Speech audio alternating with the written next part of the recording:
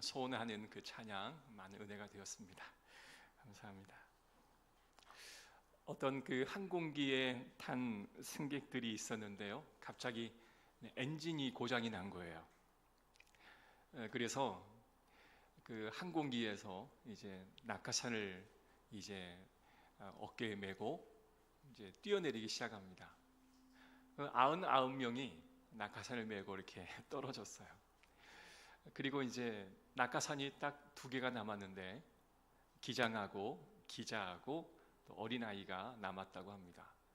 근데 나이가 많은 중년 아저씨가 나이가 많은 중년 아저씨, 그 다음에 기자, 그리고 기장, 그리고 어린아이가 남았대요. 근데 나이가 많은 중년 아저씨가 그냥 이기적인 마음으로 그 2개 있는 낙하산 하나를 그냥 딱 자기가 가지고 뛰어내렸답니다. 그러니까 기장이 이제 너무 안타깝잖아. 이제 하나밖에 안 남았으니까. 그래서 애야, 나는 이 비행기를 책임지는 기장이니 내가 여기 남을 테니 너는 이거 가지고 뛰어내려라 했더니 이 어린아이가 2개가 남았는데요 그러는 거예요. 그래서 아니 왜 하나밖에 안 남았는데? 중년 아저씨가 갖고 뛴 건 제 가방이었어요 라고 이야기하는 겁니다. 그러니까 이기심을 발휘해서 뭘 갖고 뛰어내리긴 했는데 아이가 매번 갖고 다니는 가방을 메고 뛰어다녔답니다. 아무튼 재밌는 이야기를 재미없게 하는 것도 은사죠. 우리가 어떠한 좋을 때는 사실 잘 느끼지 못하다가 어떤 일이 잘 되지 않거나 고난을 당하거나 힘든 일이 찾아왔을 때 그때서야 비로소 우리의 믿음을 볼 수 있는 것 같습니다. 저희 교회도 이제 새벽 예배를 나오시는 분들이 여럿이 있는데 저희 교회가 아닌 성도들이 교회에 나오시는 분들이 있어요. 근데 그분들이 나오시는 그 이면에 많은 기도의 제목들이 있습니다. 다 말씀드릴 수는 없지만 정말 기도가 절실히 필요한 그런 분들이 새벽 예배를 나와서 하나님 앞에 기도하시는 모습들을 봅니다.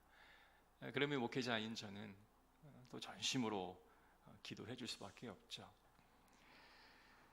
오늘 우리의 삶이 꼭 그러한 삶 같아요. 오늘 25절의 말씀 보니까 비가 내리고 창수가 나고 바람이 불어 그 집에 부딪히매. 굳이 예수님께서 이 이야기를 하신 이유가 뭘까? 삶의 위기가 찾아오게 되면 그 사람이 믿음의 진가가 드러난다라고 이야기하고 싶었던 것이 아닐까 싶습니다. 여러분, 어떤 위기가 닥쳐왔을 때 그 집이 모래 위에 세워졌다면, 비가 내리고 바람이 불고 창수가 나면 그 마음이 얼마나 불안하겠습니까? 그러나 반석 위에 집이 세워졌다면 설령 비가 오고 폭풍이 내리치고 그리고 물이 밀며 들어온다 할지라도 불안하지 않는 이유는 내 집이 반석 위에 세워져 있는 집이기 때문에 그렇습니다. 21절에 나더러 주여 주여 하는 자마다 다 천국에 들어갈 것이 아니요 다만 하늘에 계신 아버지의 뜻대로 행하는 자라야 들어가리라. 입으로 주여 주여 하는 자가 천국에 들어갈 것이 아니요 진짜 믿음이 있어야 한다라고 말씀을 하시는 겁니다. 여러분, 우리는 정말 천국에 들어갈 수 있는 믿음을 소유하고 있는 걸까? 이 질문을 저와 여러분 스스로 해야 할 것 같습니다. 자, 게다가 오늘 본문을 보면서 참 놀라운 것은 22절에 있는 말씀이에요. 우리가 주의 이름으로 선지자 노릇하며 주의 이름으로 귀신을 쫓아내며 주의 이름으로 많은 권능을 행하지 아니하였나이까 하리니. 예수 그리스도의 이름으로 귀신도 쫓고 병도 고쳤다라는 말씀입니다. 여러분, 믿음 좋은 거 아니겠습니까? 예수 그리스도의 이름으로 병도 낫게 했고 귀신도 내쫓았으니 얼마나 믿음이 좋은 사람입니까? 그런데 참 의외로 예수님께서는 그들을 향하여 불법을 행하는 자들아 내 곁을 떠나가라 라고 말씀을 하시는 겁니다. 여러분, 천국에 들어갈 만한 믿음이 무엇인가? 예수님께서 너무나 높은 기준을 우리에게 제시해 주시는 것은 아닌가? 여러분, 오병이의 장면에 어찌 보면 반대의 모습이 그려지고 있죠. 추우신가요? 에어컨이 켜져 있는 것 같아서 제가 끄도록 하겠습니다. 네. 괜찮죠? 네.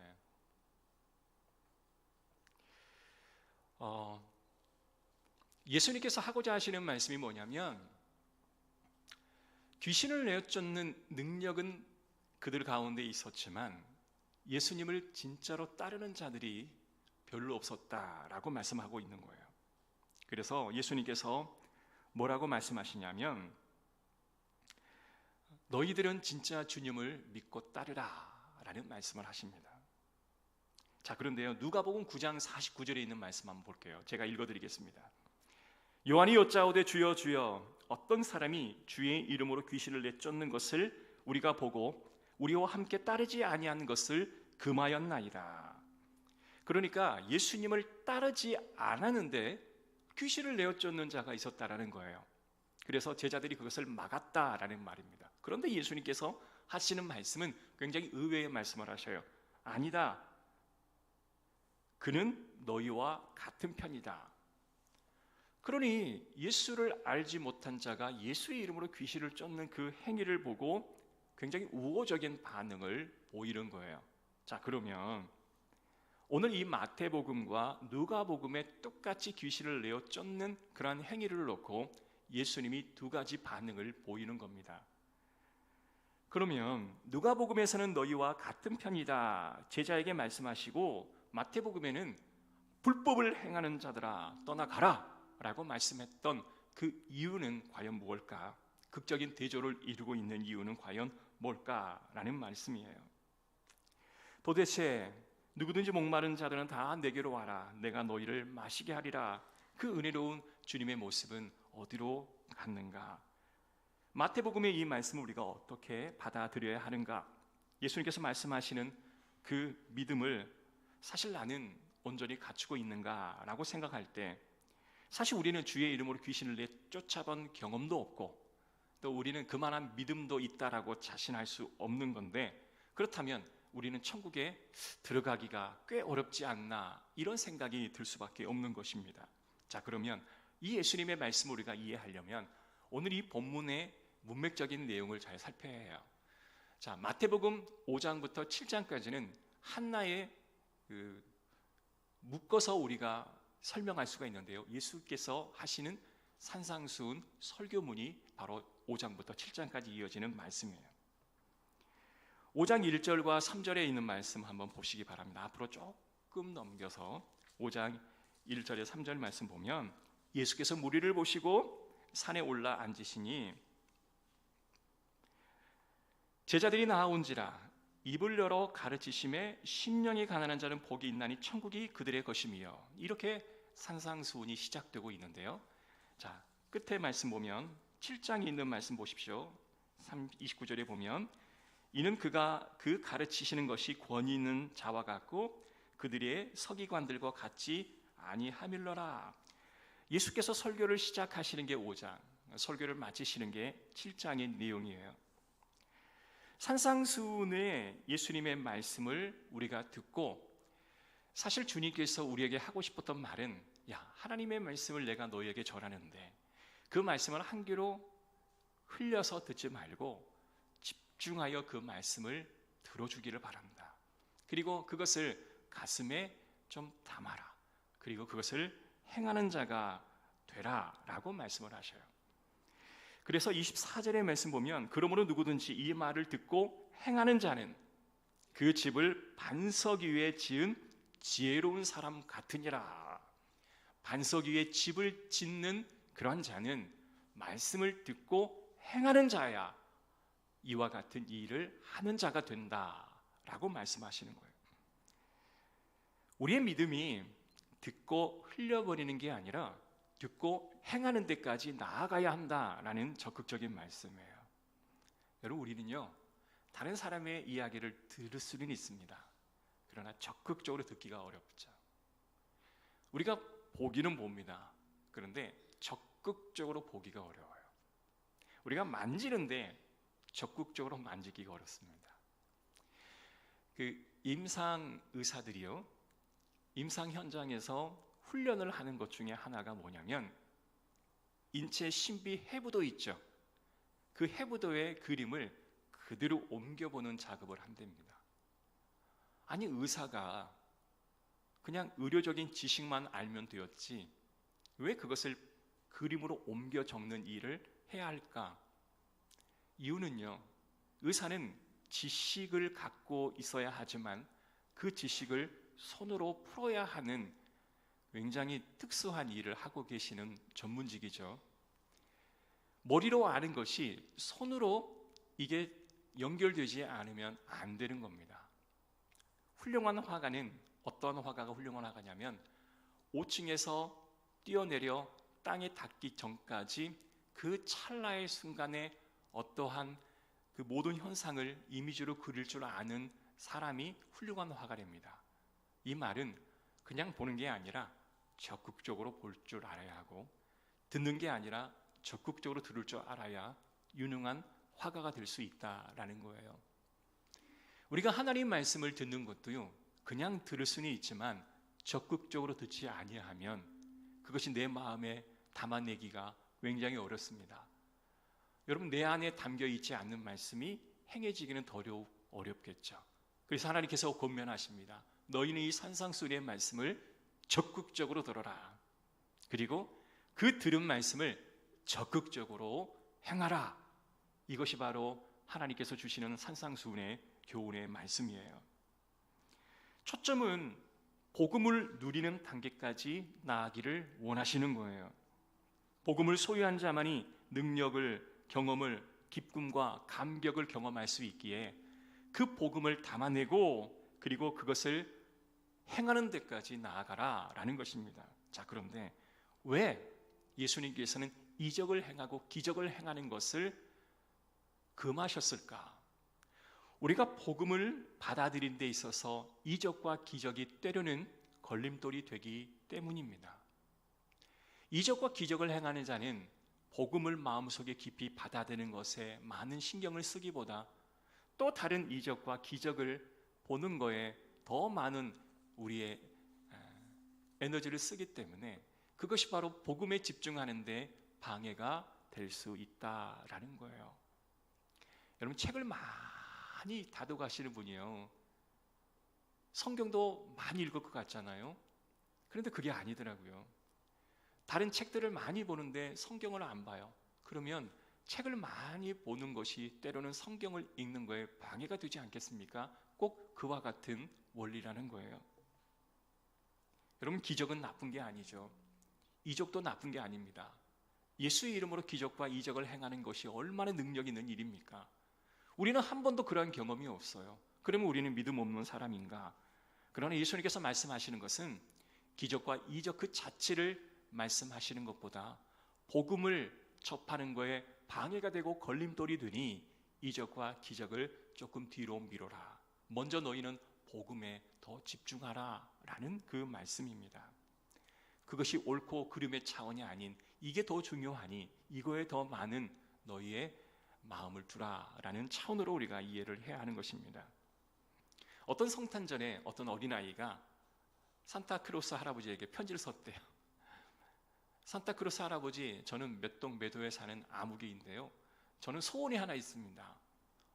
그 소원이 딱 두 가지인데요, 들어주셔서 감사하겠습니다. 첫 번째 소원은 엄마를 빨리 재울 수 있는 수면제를 주십시오. 왜냐하면 엄마가 빨리 자야 내가 마음껏 게임을 할 수가 있기 때문이에요. 두 번째는 아빠를 좀 일찍 퇴근할 수 있도록 도와주세요. 이유는요, 아빠 손에 있는 아이폰을 통해서 게임을 할 수가 있기 때문에 그래요. 자, 이 어린아이의 소원은 굉장히 정말 그 나이 때에 따른 그런 소원이라 할 수 있겠지만 아버지가 일찍 들어와서 화목하게 같이 식사하고 서로 교제하는 거에 관심이 있는 게 아니라 그 아버지 손에 들려있는 핸드폰이 관심이 있는 거죠. 아빠를 좋아하겠죠. 근데 아빠를 좋아하기보다는 아이폰이 더 좋아지는 거예요. 이와 마찬가지로 우리는 하나님, 아빠 되신 그 하나님 그 자체에 우리의 마음을 두기보다 그 하나님께서 우리에게 허락해 주시는 어떠한 선물, 축복에 더 많은 관심이 있지 않는가. 그런 자들에게 너희는 산상수훈의 말씀을 기억하라. 그리고 그것을 집중하여 들으라. 그리고 가슴으로 담아라. 그리고 삶으로 행동하라 라고 하는 말씀입니다. 여러분, 우리는 산상수훈의 내용을 누리고 있는지 한번 되돌아봤으면 좋겠습니다. 자, 그러면 이 복음을 소유하게 되면 너희는 다른 삶을 살아갈 텐데, 예수님께서 안타까운 마음으로 우리에게 해주시는 그 복음의 핵심이 과연 뭔가? 첫 번째는요, 눈에 보이는 세상이 다가 아닌 눈에 보이지 않는 또 다른 세상이 있음을 너희가 알라라는 말씀이에요. 자, 5장 39절부터 42절까지에 있는 말씀을 보게 되면 제가 읽어드리겠습니다. 나는 너희에게 이르노니 악한 자를 대적하지 말라. 누구든지 네 오른편 뺨을 치거든 왼편도 돌려대며 또 너를 고발하여 속옷을 가지고자 하는 자에게 고독까지도 가지게 하며 또 누구든지 너를 억지로 오리로 가게 하거든 그 사람과 심리를 동행하고 내게 구하는 자에게 주며 내게 꾸고자 하는 자에게 거절하지 말라.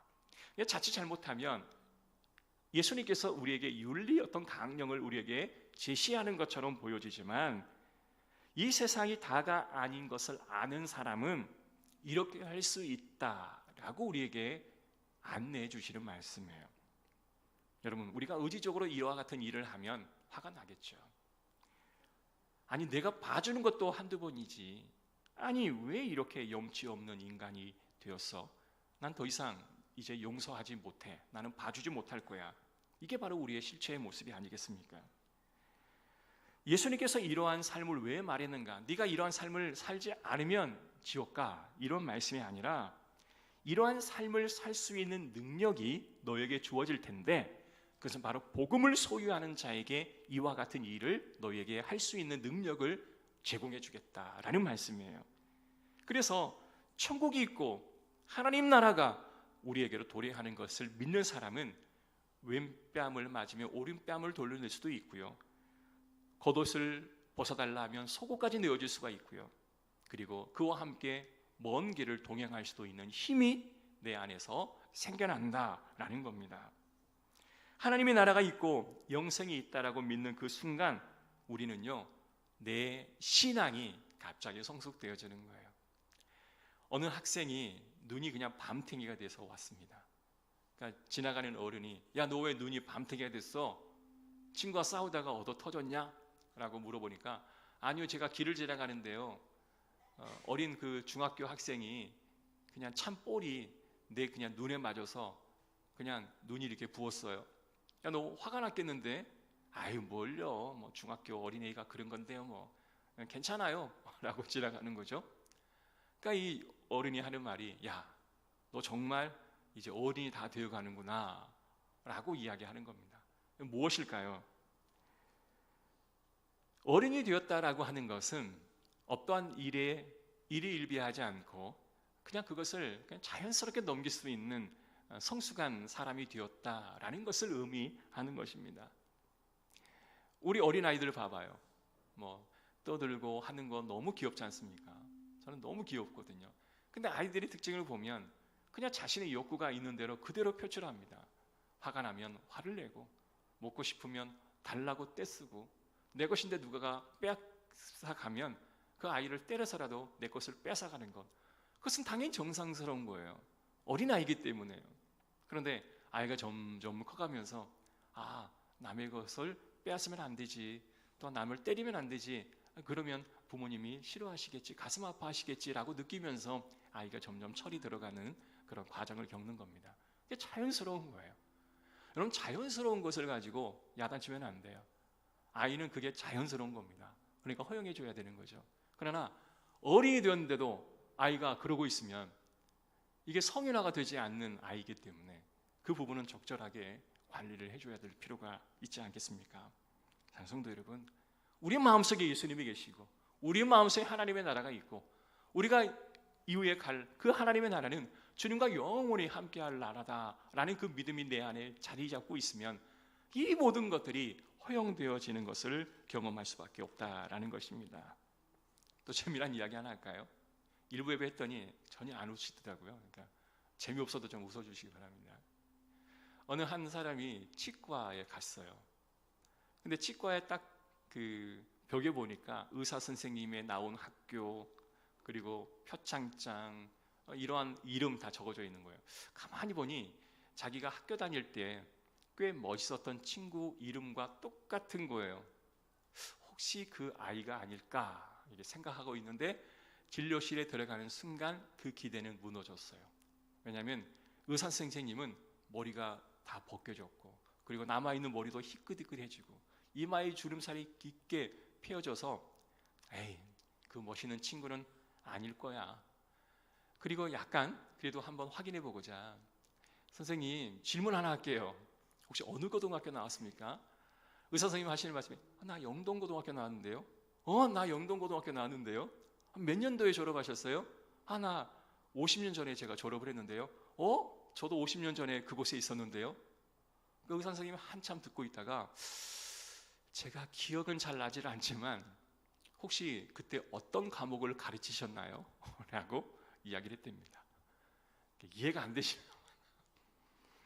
그러니까 이 환자는 이 의사 선생님이 너무 늙어 보이는 건데, 의사 선생님이 보기에 이 환자는 자기와 동창이 아니라 학교에서 뭘 가르치는 선생님으로 이해를 했던 거죠. 집에 가서 웃으실 분도 있으실 것 같은데, 여러분 사람들은 다 늙어가는 것 같아요. 가장 기분 나쁜 말은 누군가 오랜만에 만났는데 왜 이렇게 늙었어? 왜 이렇게 살이 쪘어? 왜 이렇게 주름이 자글자글해? 이런 이야기 들으면 기분 좋아요? 안 좋아요? 기분 안 좋잖아요. 너무 젊어 보인다, 오늘 산뜻해 보인다, 이러면 기분이 좋잖아요. 사실 우리는 점점 시간이 가면 갈수록 우리는 늙어갑니다. 자, 시간이 간다라고 하는 건 뭘까요? 우리가 하나님 나라를 들어가게 될 날이 점점 가까이 다가왔다라는 그러한 이야기가 아닐까요? 우리는 내가 점점 나이가 들어가고 있다라고 하는 것을 인정하고 싶지 않아 합니다. 그러나 여러분, 우리가 인정해야 돼요. 어느 목사님이 비석이 세워진 공동묘지 앞에 서서 만감이 교차한 마음으로 시 하나를 적게 되었는데요. 그 시의 내용은 이와 같아요. 한 개의 비석, 한 개의 이름, 그리고 한 개의 석상, 이것을 위해 그는 그토록 수고했을까? 잠을 설치며 마음을 졸이며 살아왔는가? 그는 어떠한 추억을 남겼으며 가족들은 그를 누구라고 인식하고 기억할까? 그는 사람에게 은총을 주며 살았을까? 아니면 고통을 주었을까? 그들의 가족은 슬퍼했을까? 울었을까? 후회했을까? 동그랗게 채워진 묘지도 있고 아직 평평한 비어있는 묘지도 있는데, 저 비어있는 묘지의 주인은 지금 어디서 뭘 하고 있을까? 염려하고 있을까? 실망하고 있을까? 분노하고 있을까? 그는 자신이 이곳에 오는 것을 알고 있을까? 쭉 넘어가서 행복한 죽음, 후회 없는 안식을 위하여, 후회 없는 이별을 위하여 오늘도 사랑의 길을 가야 하겠다. 묘지 앞에서 어느 한 목사님께서 고백하는 그런 시 내용이었습니다. 우리는 매일매일 한 발짝씩 한 발짝씩 하나님 나라에 가까이 다가가고 있습니다. 하나님 나라는 매일 한 발짝씩 우리에게 다가오고 있다라고 하는 거예요. 여러분, 이것을 기억한다면 우리가 세상을 바라보는 관점이 조금은 달라지지 않을까 싶다라는 거예요. 여러분, 한 10여 년 전에 연평도 포격 사건이 있었던 거 기억하시죠? 그때 우리나라는 정말 막대한 피해를 입었는데요. 그때 그곳에서 사역하던 군 목사님, 그러니까 군 목사님이 계셨어요. 근데 그 목사님이 그곳에서 했던 그 사역의 이야기를 해주셨던 것을 제가 들을 수 있었는데요. 연평도 포격 사건이 지난 곧장 그곳으로 파견되어 갔답니다. 근데 장병들의 눈은 그냥 일반 병사들의 눈과는 달랐더래요.